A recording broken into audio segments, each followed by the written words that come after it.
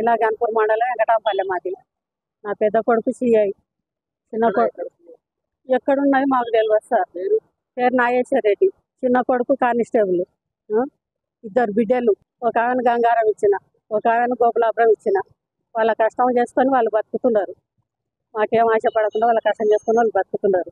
మాకు ఆస్తి పంపకాలు ఆస్తి చేసి అని మా పెద్ద కొడుకు 4 ఏళ్ళ నుండి మాకు సతాయించాడు. సతాయిస్తే నాయన నేను చచ్చిన దగ్గర ఉండండి, చచ్చినాక చేసుకుందరని చెప్పిన. చెప్తే అట్లా కాదు, నాకు ఇద్దరు కొడుకులు, మీరు చచ్చిపోతే సగం కావాలి అంటాడు తమ్ముడు.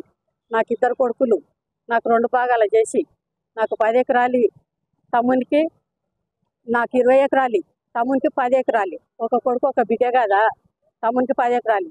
తమ్ముని బిడ్డ ఉంటే నా కొడుకులు తమ్ముని కొడుకు కలిసి పెళ్లి చేస్తారు. నాకైతే ఇప్పుడు 20 ఎకరాలు అన్నాడు. ఇదేకటి పద్ధతి నాయన, ప్రపంచంలో లేనిది. నీకు పెద్ద ఓదలు ఉండవు, ఏంటికి కారం అవుతావు నాయన. నీకు 1,00,000 రూపాయలు వస్తాయి, కొంత 50,000 వస్తుంది. నీ కష్టం నువ్వు చేసుకొని బతుకునైనా నువ్వు సంపాదించుకో. ఇంత దానికి ఎందుకు రద్దీ పడతావు? నువ్వు నీ పిల్లలు ఉన్నంత వరకు గుడకంగా ఇది అన్యాయం చేసిండని అనుకుంటారు జనం. వద్దు నాయన, నీ కాలు మొక్తానైనా. ఒకవేళ అమ్మనాయన చచ్చిపోయినరు అనుకో, అమ్మనాయన చచ్చిపోతే నేనే సాకిన, నేనే చెల్లెలు పెళ్ళిళ్ళు చేసిన అనుకో, నేనే తమ్ముని సాగిన అనుకో, పెద్ద పంచు చేసుకొని ఆయన ఈ కాలం కాకునాయన అని కాళ్ళు మొక్కిన. చెప్తే కూడా కాక పొట్టనీకి వచ్చిండు, కుర్చీ తీసుకొని ఉరికొచ్చిండు. కుర్చీ తీసుకొని ఉరికొచ్చినప్పుడు నాకు మోకాలకు ఆపరేషన్ అయ్యింది, లేచే పరిస్థితిలో లేను. నేను లబలబ మొత్తుకునే వాళ్ళకల్లా నా ముందర కుర్చీ వాళ్ళకి పెట్టిండు. అట్లా 4 సార్లు వచ్చి 4 కుర్చీలు వాళ్ళకి. ఒక్కడు ఒంటిగా వచ్చిండు, పేపర్ తీసుకొని వచ్చి నాకు ఏడాడిస్తావు ఇక్కడ రాసి, ఫస్ట్ నాకు ఏడాడిస్తావు రాసి అని 2 సార్లు వచ్చి బెదిరించిండు. బెదిరిస్తే ఉడకంగా నువ్వు చంపినా సరే కానీ 10 మందిని తోలుకొచ్చుకొని అయితే ఆయన చేసిస్తా కానీ 10 మందిలో మాట్లాడుకొని చేసుకుందరని చెప్పినాక నేను మా అక్క కొడుకును పిలిపించిన. మా పెద్ద మంచి వాళ్ళ అక్క కొడుకును పిలిపించి అట్లేట నాగేశ్వరరెడ్డి ఉండని 4 దినాలు మీకు ఒక ఎక్కడ పోతుందని అన్నారు. లేదు మా నాకు ఇప్పుడే చెప్పియాలి అన్నాడు. చెప్పిండంటే సరిసాగం చేసుకొని రాయని చెప్పిండు. రామాంజనేయులు చెప్పినాక నువ్వు ఇట్లా అడిగినావంట అని అడిగిండు. అయినా మామ అవుతాడు. 4 ఎకరాలు వస్తుంది మామ, పెళ్ళాళ్ళకి సరి ఎకర ఇస్తా అంటున్నాడు కదా నాయన, వాళ్ళు కష్టం చేసిండ్రు కదా, ఇయ్యకోకో మాకేం బాధ లేదు, మాకు సరి 14 ఎకరాలు వస్తుంది మామ, చేసుకుంటాం అన్నాడు. అంటే నేనేం చెప్పిన, నాయన చేసుకుంటారు ఎట్లా, నేను చేసిస్తాను.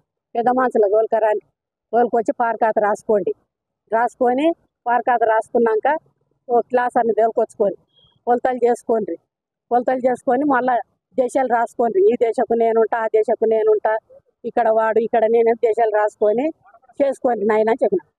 అట్లా కాదు, నాకు రాసి నాకు ఎక్కనో తిక్కు రాసి అని మళ్ళీ ఓసారి వచ్చిండు. పారకాత రాసి ఇచ్చినాకనే మళ్ళీ వచ్చిండు అన్నాడు. జనవరి ముందర వచ్చే పోతున్నాయి, నేను ఎలా వస్తా చూడు. పెద్ద కొడుకుకు 15 ఎకరాలు, చిన్న కొడుకు 11 ఎకరాలన్నారా ఇచ్చినాక మళ్ళీ ఇప్పుడు మళ్ళీ వస్తుంది నాకు ఇవ్వాలి.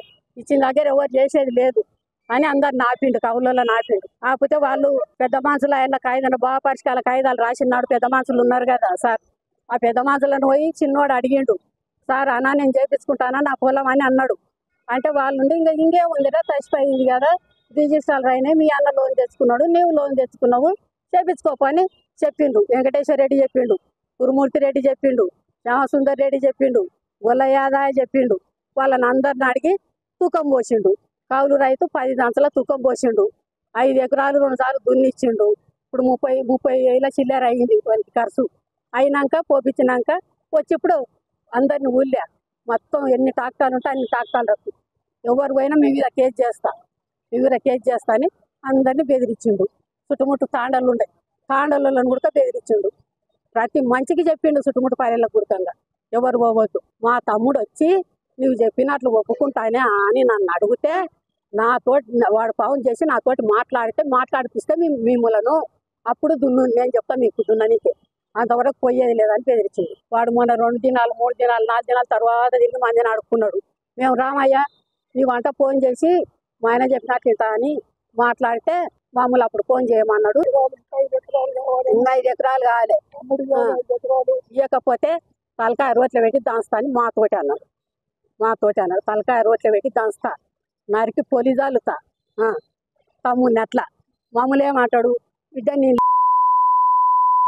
ఆ, నేను చెప్పినట్లు వింటావా లేదా నీవే నేర్పుతున్నవే తమ్మునికి అంటాడు నీవే నేర్పుతున్నావే మాకు ఒకరి దగ్గర ఒకరు పోగుద్దు మామూలు వచ్చి కొడుతుండడు వాళ్ళు ఎవరంతలా కొళ్ళు ఉండేటట్లు పిలిపించి భయం పెట్టు సార్ అని చెప్పినాం. ఇప్పుడు పోయి అడిగినాం కూడా పోయి అడిగినాం. ఇప్పుడు పార్కాతి ఎట్లుందో వాళ్ళ రిజిస్ట్రార్ రూల్ ఎట్లుందో అట్లే ఎవరి దాళ్ళు చేసుకోమని సార్ లొల్లులు వద్దు. నువ్వు చెప్తేనన్నా ఇంటడేమో నాగేశ్వర రెడ్డి అని నీ తానికి వచ్చినాను సారు నీ కాళ్ళు మోపుతాను సార్ అంటే అంత ఆయన కొనాలంటే నడుగుండి బయటికి నడుగుండి మీరు దమాకు లేదు మీకు బయటికి నడుగుండ్రు అని అన్నాడు.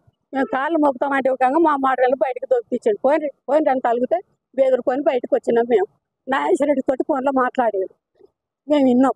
నేను సంపాదించిన సార్ అంటారు అంటే నీవు ఆయన సంపాదించిన ఆయన అంటున్నాడు కదా సార్. ఆయనకు జాబ్ రాకముందు మాతోటి ఎన్ని బాండ్ కాయిదాలు ఉండవు ఒకసారి చూడుండు సార్ ఆ బాండ్ కాయిదాలన్నా చూడుండు సార్ అన్న సార్ మీ సోయి మా చెప్తున్నాడు అని ఏదో ఆయన ఇంగ్లీష్లో మాట్లాడాడు తిట్టినట్లు. ఎవరి దగ్గర లేవు సారు మేము ఇప్పుడు ఒంటిగానే ఉండవు 2 ఏళ్ళు అవుతుంది ఒంటిగానే ఉండవు. అంతకు తొలిగా మా చిన్న బిడ్డ ఆర్మీ జాబ్ ఆయనకి ఇస్తే వాళ్ళ అత్తమ్మ తోటి ఉండనీకే వాళ్ళ ఇల్లు కడాకుంది ఆడ దొంగల బాధ అని చెప్పని మాతోటే పెట్టిపోయింది అల్లుడు. 10 ఏళ్ళు ఆమెనే వండి పెట్టింది మాకు. ఆమె కష్టమే తిన్నాం 10 ఏళ్ళు ఆమె కష్టమే తిన్నాం.